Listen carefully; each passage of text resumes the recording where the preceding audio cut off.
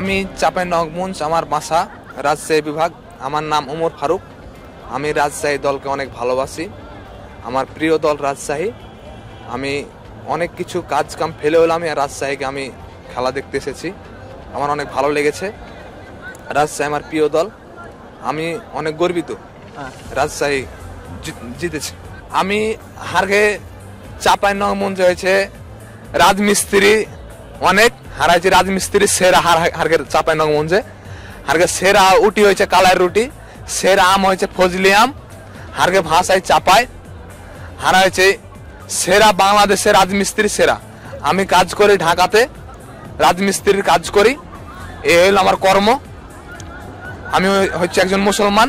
আমি অবশ্যই আমি বিসিবিকে ধন্যবাদ জানাতে চাই, এরকম একটা খেলা অনুভব করতে পেরে অনেক আমার ভালো লেগেছে।